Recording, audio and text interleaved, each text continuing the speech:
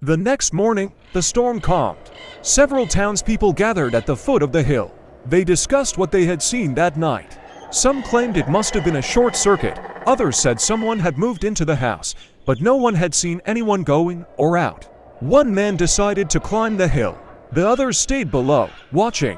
When he approached the house, he suddenly heard a child's laughter, soft and airy, like a summer breeze. The laughter came from inside, even though the windows were boarded up. He didn't open the door. He simply stepped back and left quickly without saying a word. Later, he admitted that the laughter was too close, as if someone had been standing right behind the door. A few days later, strange things began happening around town. At night, tiny glowing lights appeared above the submerged road, moving in a straight line across the water, as if someone was walking along an invisible path. In the morning, a fisherman reported seeing an old road sign, even though it had been underwater for years. The tide rose and fell, but the sign stood there as if nothing had changed. But when he approached it, the sign vanished. On the outskirts of a small seaside town, there was an old road that had long since disappeared underwater. It had been flooded after a massive storm many years ago. Now there was only the sea, quiet, deep, and dark. Sometimes pieces of asphalt floated to the surface, as if the road wanted to remind everyone of its existence. A little farther up the hill stood a small house. It was abandoned. People avoided it because at night strange sounds came from inside. Footsteps, doors opening, furniture moving. But no one dared to enter. Some said the house listened to those who passed by. One day, another storm hit the town. The wind roared so loudly it seemed the rooftops would fly away.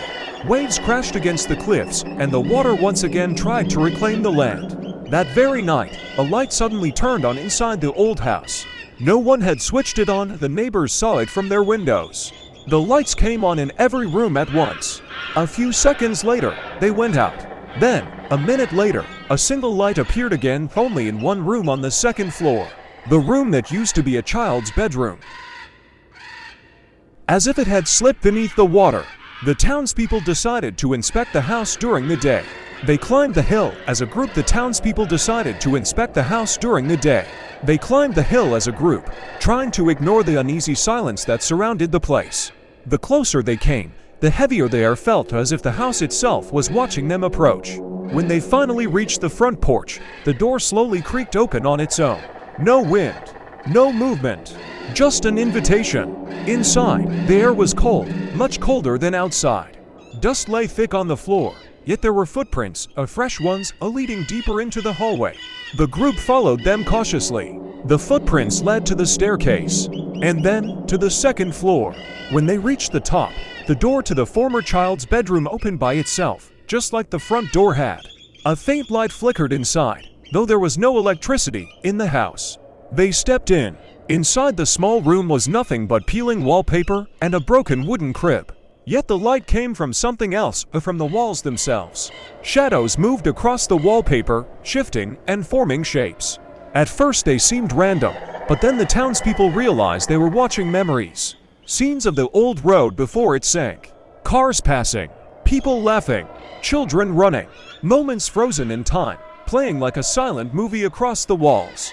One woman gasped as the shadows shifted to a new scene of the storm from many years ago. The one that had drowned the road. The waves rose higher and higher. The lights flickered. And then, something else appeared in the scene. A small figure standing on the road. A child. The shadows showed the child looking toward the town, then turning toward the house, the very house they were inside now.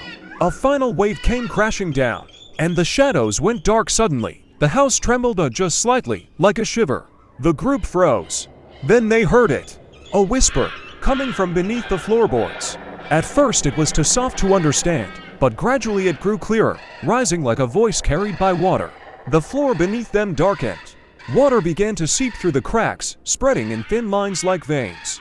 The townspeople quickly retreated, rushing down the stairs, out the front door, and down the hill. When they reached the bottom and turned back, the house was silent again, completely still, as if nothing had happened. That night, the glow appeared again on the sunken road, out brighter than ever before. Dozens of lights, moving in perfect unison, heading straight toward the shore beneath the hill. Some who watched said it looked like people walking. Others insisted it was only reflections on the water. But just before dawn, Every light vanished at the same time. And up on the hill, the abandoned house lit up once more, every window glowing with a soft, warm light. Not cold, not frightening, almost peaceful. By the time the sun rose, the lights were gone.